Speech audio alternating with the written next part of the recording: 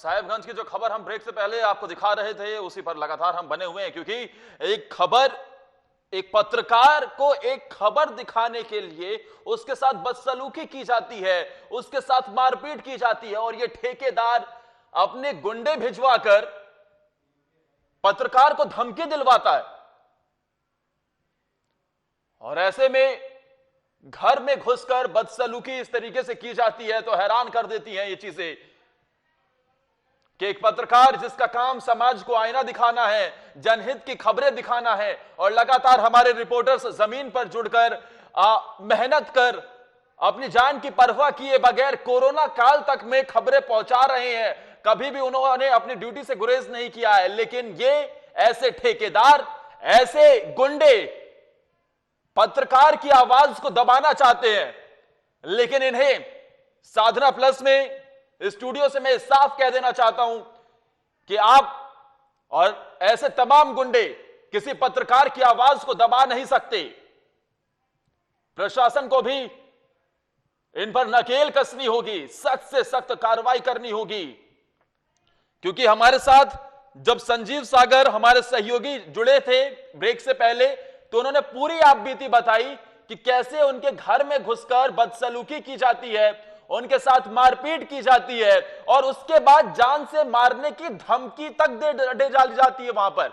उसके बाद अभी तक कार्रवाई, हालांकि उन्होंने यह भी कहा है कि मैं आवेदन देने जा रहा हूं, उसके बाद देखना होगा कि किस तरीके की कार्रवाई होती है।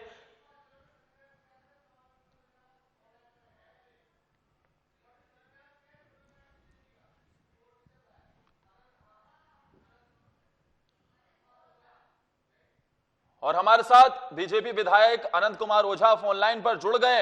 आनंद जी, जिस योजना का शिलान्यास आप करते हैं, हम तस्वीरों में भी दिखा रहे हैं, हम चाहेंगे एक बार फिर से तस्वीरें फ्लैश की जाए जिसमें बोर्ड में आपका नाम बाकायदा लिखा हुआ है, उसके ऐसे ठेकेदार, शर्म आती है सर। क्या चल रहा है आखिरकार राज्य में?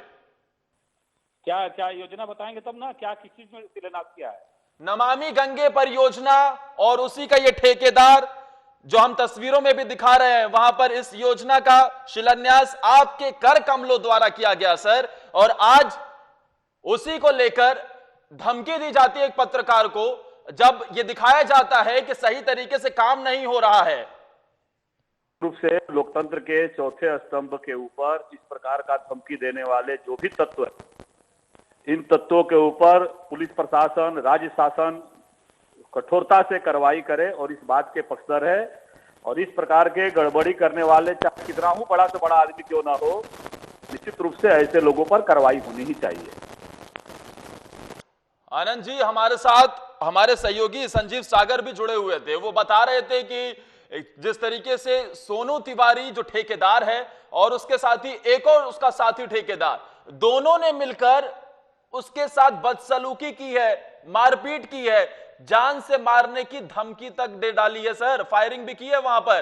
तो क्या ऐसे गुंडे, इनके पर कैसे लग जाते हैं? ऐसे लोगों के हाथ में आखिर कैसे ठेकेदारी चली जाती है? निश्चित रूप से इसीलिए हमने कहा ऐसे जो भी तत्व है, इनके ऊपर प्रशासन को जांच करके कठोरता से कार्रवाई करनी चाहिए। और जहां तक रही बात, तो आपने योजना के बारे में कहा कि शिलान्यास किया था आपने, एक जनप्रतिनिधि होने के नाते नमामि गंगे सहित हमारे क्षेत्र में अनेक योजनाओं का लाने का काम, जमीन पर लाने का काम हमने किया था। और इस प्रकार में किसी प्रकार का भी गड़बड़ी करने का अधिकार किसी को नहीं है और ऐसे लोगों पर कार्रवाई निश्चित से होनी चाहिए। सर, इंतजार उस पल का भी करेंगे जब जल्द से जल्द ये कार्रवाई की जाए। और अब क्या वहां पर इस पत्रकार को, हमारे सहयोगी को सुरक्षा नहीं दी जानी चाहिए, क्योंकि जान से मारने तक की धमकी मिली है उन्हें?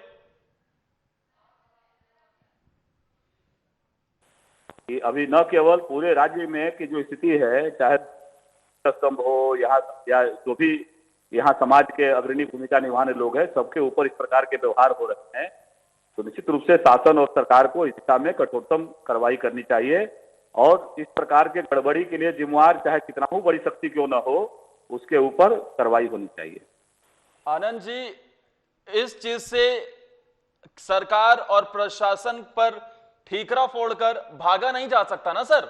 इस योजना का, इस परियोजना का शिलान्यास आपकी तरफ से किया गया था सर, तो ये सारी चीजें तो एक विधायक को पहले से ही पता होती है ना कि कहां किसके हाथ में ठेकेदारी जा रही है, सब चीजें डिसाइड होती है ना सर। उसके बावजूद भी ऐसी खबरें निकलकर सामने आती हैं, तो कहीं ना कहीं सर इन ठेकेदारों के जब पर लगते हैं तो वो जाहिर तौर पर वो पहले भी इस तरीके की घटनाओं को अंजाम देते रहे होंगे और उनके हाथ में ठेकेदारी जाना ही शर्मनाक है।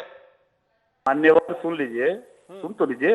हाँ हाँ बोलिए बोलिए। आपके जो भी स्थानीय यहाँ संवाददाता हैं जी, या जिस प्रकार के आपके पास जो भी सूचना तंत्र है, आप इसको पूरे पारंगता से पता कर सकते हैं कि ऐसे जो तत्व है, इन तत्वों से दूर दूर तक किसी प्रकार का को मिलेगा, क्यों मिलेगा, ये अन्य राज्यों में क्या स्थिति है वो लोग जानते होंगे। आप अपने सूत्र से पता कर लीजिए।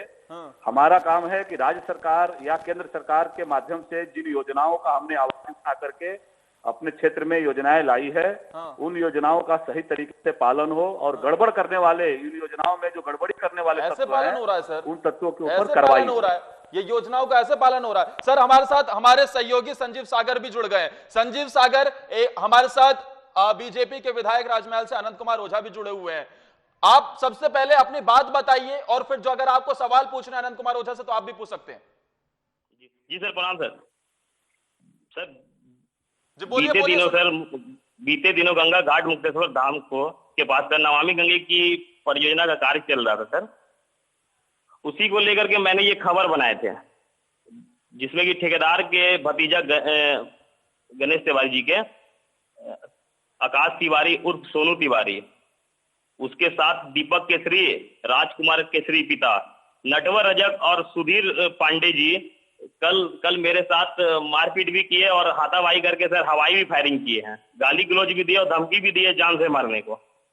तो सर हम विधायक जी सवाल करें, क्या इस तरह की बलात्कारी का अगर खबर दिखाएंगे तो क्या रिपोर्टर पे इस तरह का घटना होगा क्या? ठीक है संजीव, इस सवाल का जवाब अनंत कुमार ओझा से हम ब्रेक के उस पार लेंगे।